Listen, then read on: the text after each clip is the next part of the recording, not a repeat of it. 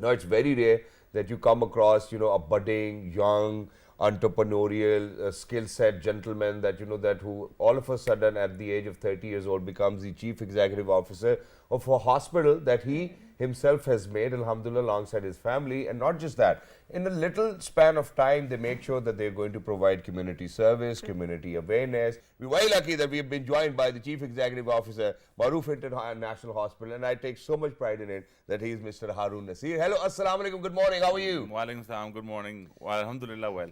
Thank you so much for joining us. That's a very interesting conversation because Shahzad mentioned that since you're not a doctor, but you are into the healthcare so far, how has been experience going on? Because obviously this is a very, I would say, a diversity of the field that you are into it, right? So what sort of challenges are you facing? And so far, how has been your journey into this field?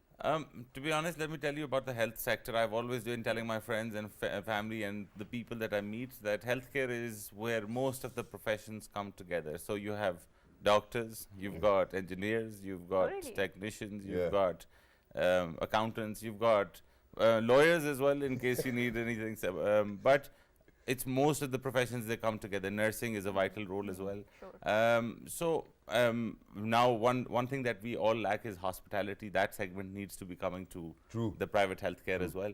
But all of these combined together, they come and join forces, and that's when a hospital is actually erected and it serves the and we've seen that, it's not like a lot of years ago that Maroof International came into being.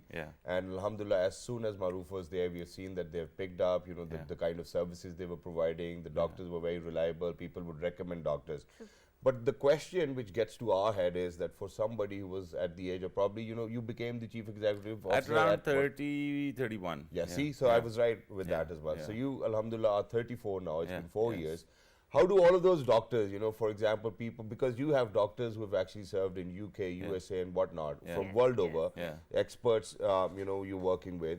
So for them to kind of come and see a chief executive officer who's at the age of 31, it must be a little difficult as well. And when did you decide that, okay, I need to be the chief executive officer myself? So what happened was, when I came back from UK after studying there, I studied accounting and finance there. And when I came back, the first thing that I did was I started at the grassroots level, which is obviously, I started at pharmacy, the front desk. I moved around into different units, and I spent around 8 years in different departments of the hospital.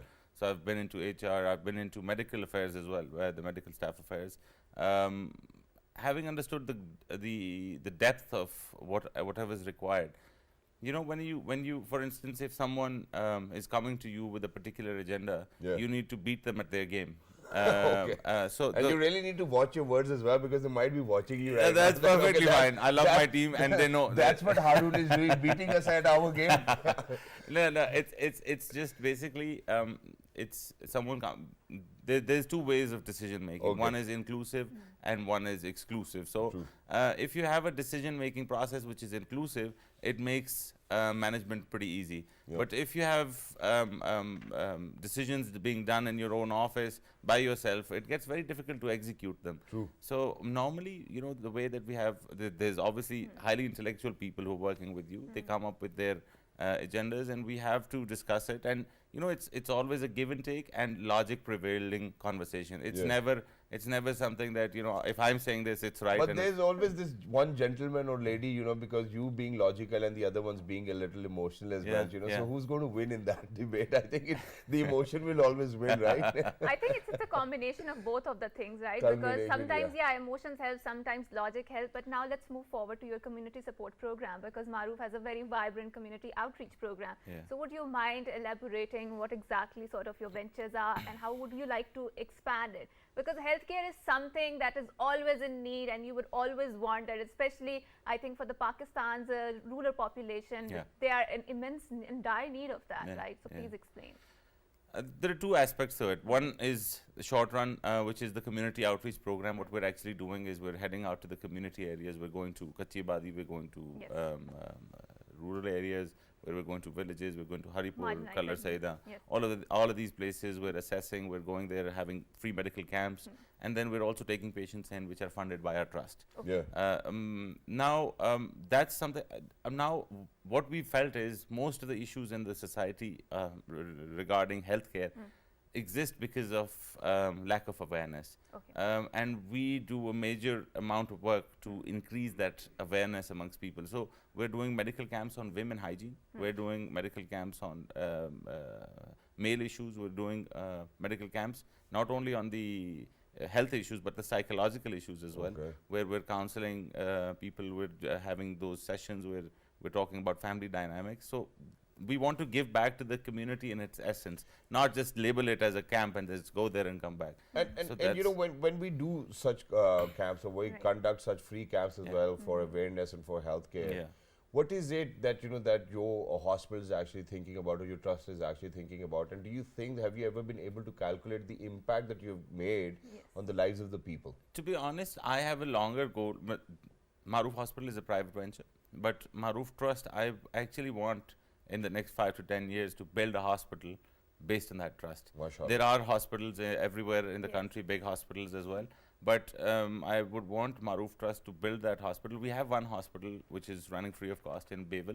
It's about a 100-bedded facility. And then we have a basic health unit in Nala Musalmana, which is just an outpatient facility. They're both running on trust. But I want it within the city, within Islamabad, Rawalpindi area, so that, you know, we can actually deliver and measure what we're actually doing.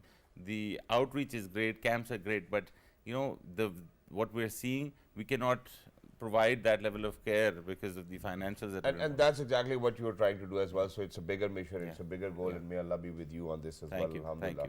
Thank now let's come down to where I would want to speak about, you know, what do you think are the challenges of the healthcare sector? Now imagine that we do know that, you know, public-private partnerships actually go hand in hand as well, and it's beautiful. But where we are to talk about, even if it has to be Islamabad, imagine that for the public hospitals that we have over here, people might not have that level of trust as well. And with the private sector, we do know that the private sector exists, and, you know, the services are highly professional.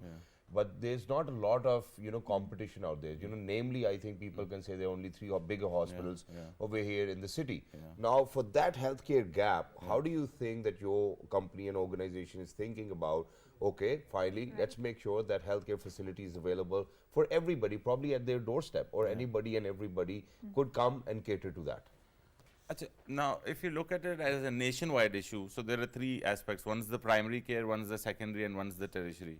And unfortunately, most of the load, the primary fails, the second halfway fails, and then the tertiary is loaded with everything. So if you go to bigger institutions which are tertiary care, there's a lot of primary care which has come in, and now it becomes very difficult. I'm talking about the public health setup. As far as the private is concerned, you know, one of the key things that we feel is an affordability in the country.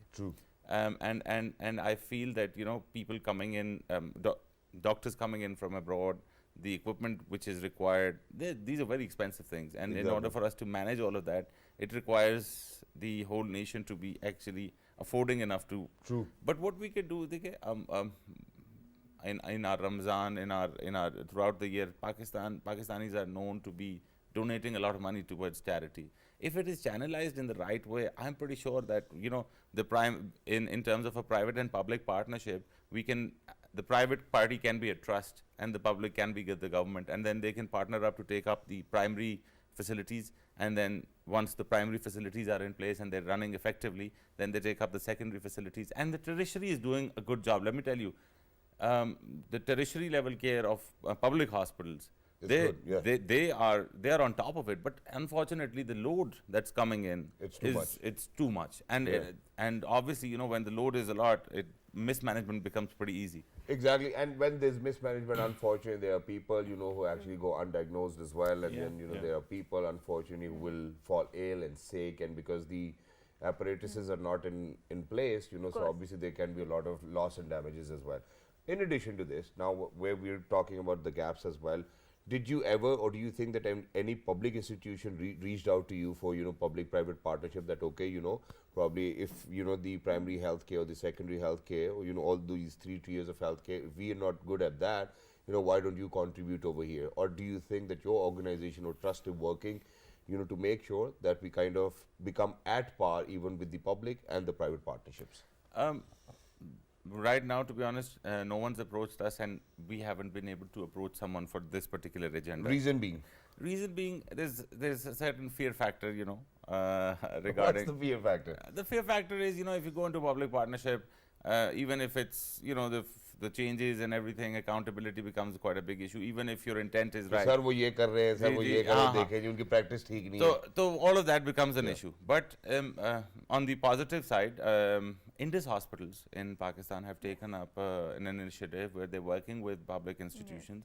And that gives us the confidence. Okay, we can do that. We can do that as well. But it's in an infancy stage. I think it's been about 3-4 years right now. But still you have your reservations. Yes, I still do. Okay, now let me bring down to where obviously we want to talk about those transparent systems which are put in place, because we're talking about healthcare system. Yeah. Now I'm going to share an incident with you, and then you can let me know, because you happen to be the chief executive officer, solely responsible for the business that the hospital is going to do, because the doctors, the technicians, the engineers, the lawyers, everybody's salaries need to get paid.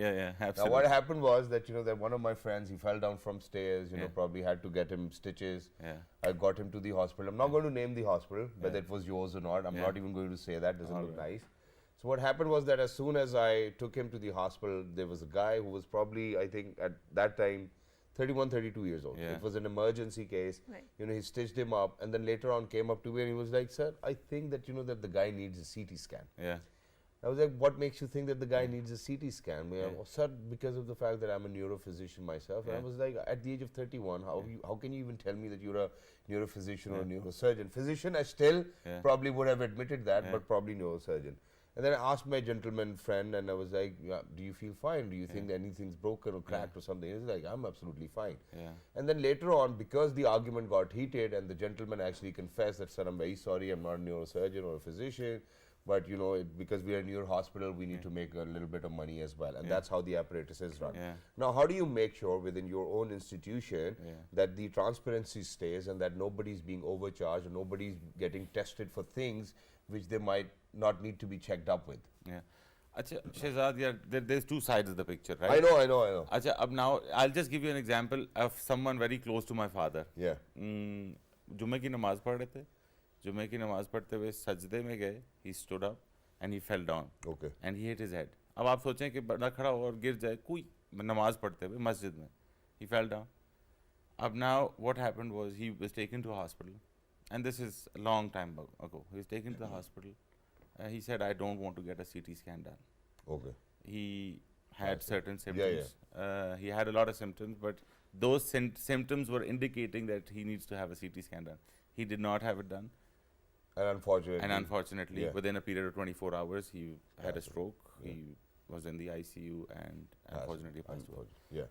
So one side of the picture is this, that, there are certain measurables according to which things are prescribed. But for an expert to come and say and prescribe, I think is something that we would want to do. Absolutely. Achha, ab jahan pe ye baat hai na ki, for instance, you're saying this is absolute.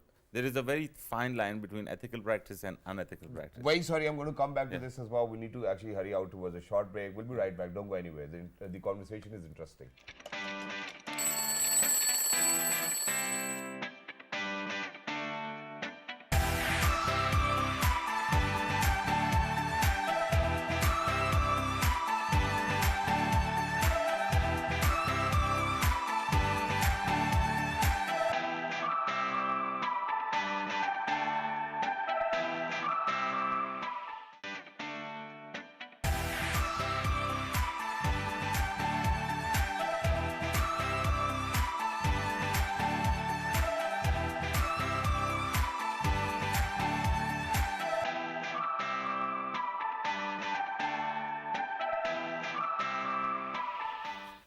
Welcome back, and before going on to the break, we were having that discussion. We would like to continue that discussion, but obviously since we are really short on time and because of the paucity of the time, so Haroon Sahab, we would like you to ask about your future goals also, your expansion plans also, and obviously how do you navigate the challenges that are thrown your way every day? So please go ahead. As a youngster, and what people might think of you being on the other side of the table.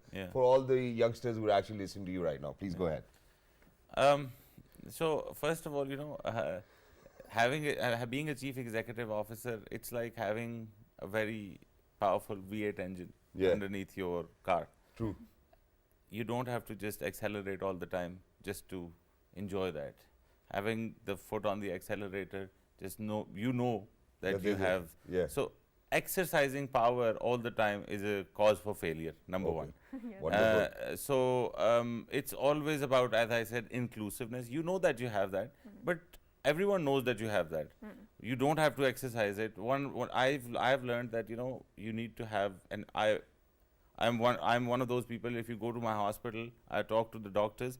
They'd say, "यार हारून तो मतलब चलता फिरता इधर आ रहा है." Yeah, we have that style of management where if there's an issue somewhere, I'd probably just walk to that place and sort it out there and then have a chat. And if it's formal meetings are required, then it goes to the boardroom and everything.